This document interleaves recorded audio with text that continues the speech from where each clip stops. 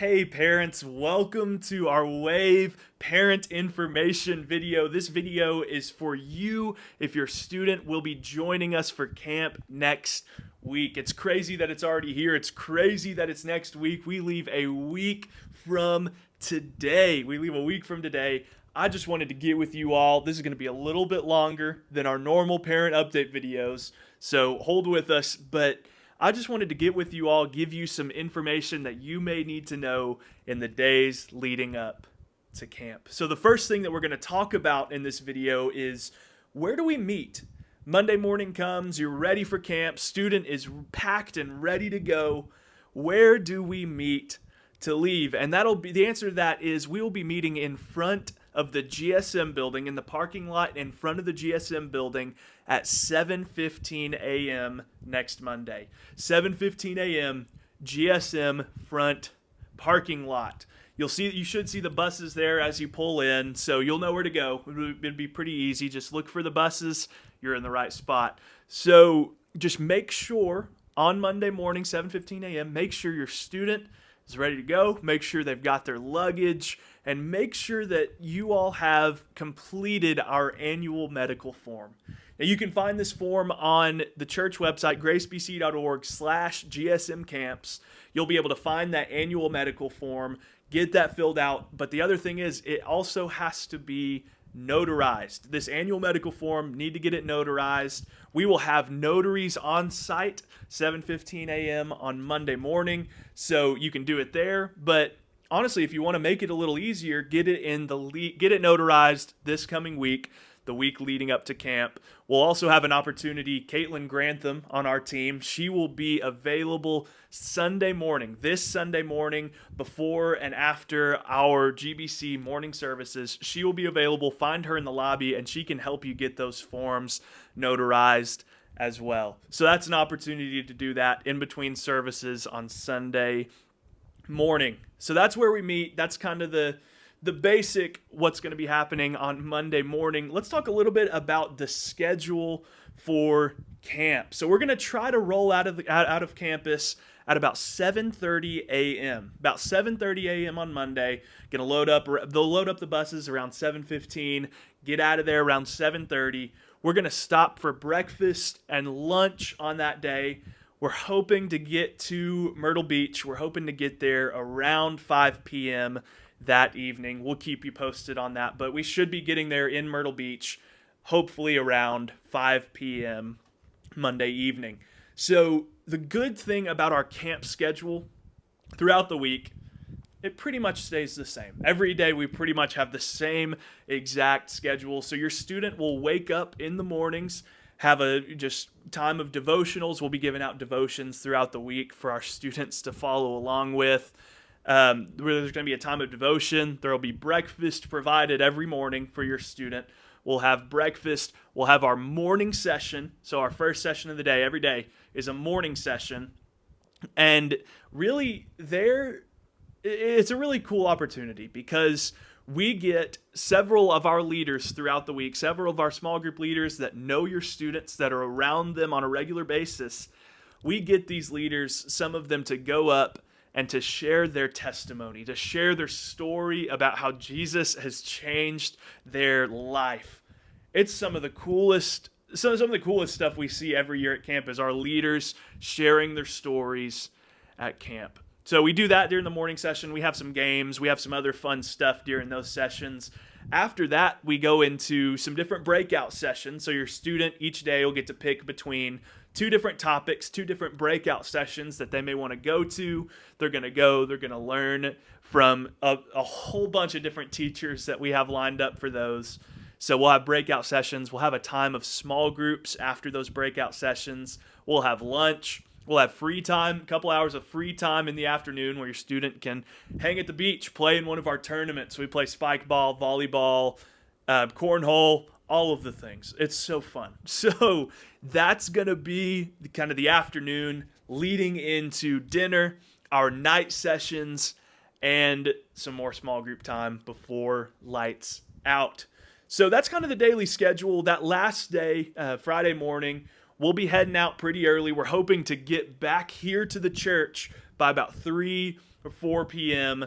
on Friday afternoon. So that's around the time we're hoping to get back. We'll keep you posted. We'll have it on our Facebook page. We'll be sending that out, our ETA, on our way back. So that's kind of the weekly schedule. That's what it looks like.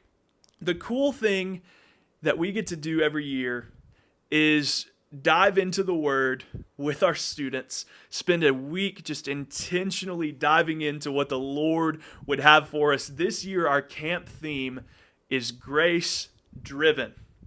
Grace-driven. We're going to be looking at what does it look like to live a grace-driven life. Our sessions are going to be about grace-driven salvation, grace-driven effort, grace-driven suffering, and grace-driven mission. So because the Lord has so graciously given us the gift of salvation, how do we live in response to that? It's going to be an awesome week, just diving into the Word. That's our schedule for the week. It's going to be great. Let's talk for a second about what do we bring? What do you bring to camp? So first off, and this should be pretty self-explanatory, we're going to be diving into the Word. So your student should probably bring a Bible if they have one. So a Bible is a good thing to bring to camp. Another thing, and this one's very, very important, is a water bottle. A water bottle. We're going to have some refillable water stations throughout the campus that we're going to be staying at the DoubleTree.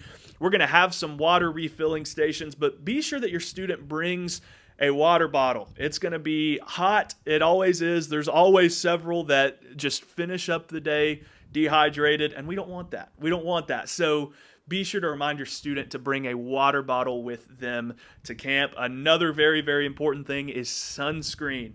Sunscreen. Now this, my 11th grade guys and myself, we have trouble with this sometimes, not putting on enough sunscreen. So please bring sunscreen. Remind your student, reapply throughout the day. It's such an important thing. We're going to have some aloe, some different things to help with sunburn, to help with different things like that. But sunscreen is a great thing to bring. Another thing I want to talk about is just appropriate attire for both girls and guys. Make sure that your student is sent with appropriate attire. For the guys, be sure your shorts are an appropriate length.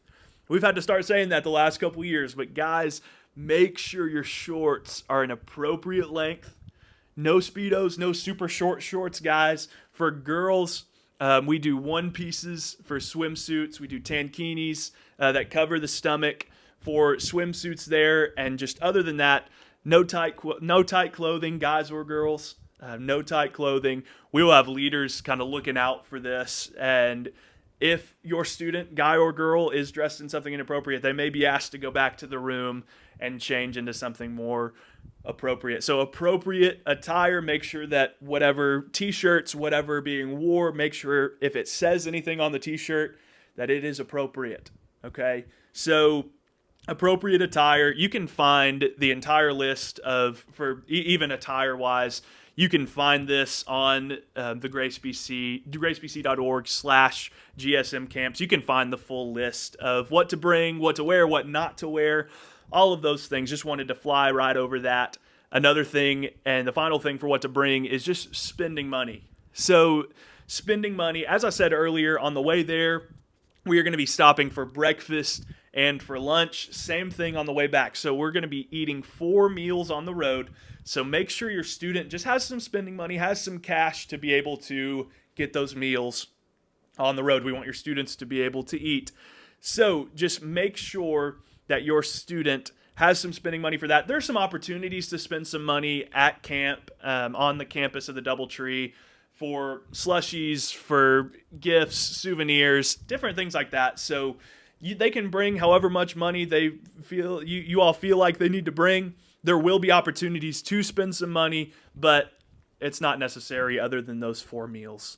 So that's kind of an overview of what do we bring to camp. I do want to mention that when it comes to the sunburns, when it comes to injuries, when it comes to anything like that, we will have an on-site nurse available for that. So you can send any medicines, any things that your students need, and we can get that to her, whatever you guys need with that. So we will have an on-site nurse. Another thing I want to talk about in this video is cell phones. This is asked all the time with student camps. Can my student, or the students ask us a lot of the time, can I bring my cell phone? So for the Wave, we do have the rule of keeping cell phones in rooms throughout the day. So in the morning, at night, your student can be on their phone. They can reach out, they can call, they can text, all of those things. But we do ask students to leave their cell phones in the room throughout the day.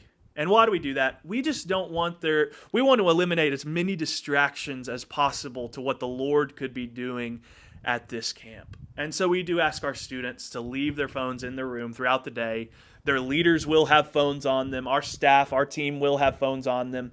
If you need to get in contact with anybody on our team, you can actually reach out to the Grace Baptist Church office. Their number is 865-691-8886. You can reach out to them. They can get into contact, or they can get you into contact with us if any needs, emergencies, anything like that should arise. So throughout the day, we do ask students cell phones in rooms, but we will have phones available if you need to get into contact with them whatsoever.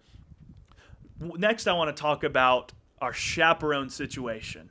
Our situation with chaperones. So we introduced this last year, but we recognize at GSM, we every year, we just have a greater and greater need for chaperones. Just as times change, as things change, we introduced last year the 2-adult rule. Just with our church had worked on the last year or two, had been working on a child protection policy for this church, and along with that comes the 2-adult rule when it comes to overnight events. And all that means is that for any room that there are students and leaders, there are 2 leaders in that room. There are 2 leaders sleeping in that room. What we typically do is we have 2 conjoined rooms with an open door in between them. 2 leaders, 6 students, open door, always in between. So we will have 2 adults in these rooms with students at all times. We want to protect your student. We want to protect our leaders, and we want to protect. So we will be having the 2-adult rule that typically works out to about 2 adults for every 6 students. So that's going to be the chaperone situation there. Finally, I know this has been a long video. I know there's been a lot to talk about. Finally, I do want to mention we will have security on campus. We're bringing Ted Francisco, Grace's head of security. We're bringing him with us.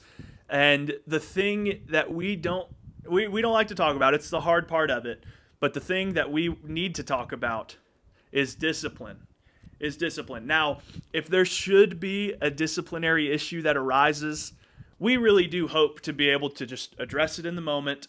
We will address it. We will call you all. We will call parents. Just say, hey, here's what happened. Here's the situation. We hope that's all it is. But if a need should arise where a disciplinary issue kind of takes things to the next level, and we do deem it necessary, we at GSM, we do reserve the right to send students home from camp on your dime. We reserve the right to do so. We don't like to do it. We don't have to do it often, but we've had to do it before. And we just want to let you know that if the need should arise, we do reserve the right to send students home, whether that looks like you coming to pick them up or us meeting you all halfway. Whatever that looks like, we reserve the right to do that. So that's the hard part, I know, but it is something that we have to address, that we have to talk about. So that is a lot of information, like I said, but I want to finish this off by just asking you all to just be praying for us this week. As we prepare, as our team gets prepared, in the parent information email that will be sent out to all of you, there are some specific points of prayer, but just be praying for us this week as we prepare. But most importantly, just pray that hearts would be softened to the gospel these next 2 weeks. Pray that hearts would be softened to the gospel, that there will be gospel and grace-driven life change in the lives of students over this next week. This is one of our favorite weeks of the entire year, getting to hang with these students, getting to pour into these students. We're so excited for it, parents. And we just ask that you would join us in praying for camp this week. Parents, that is all that we've got for you in this information video. We love you so much, and we'll see you at camp next week.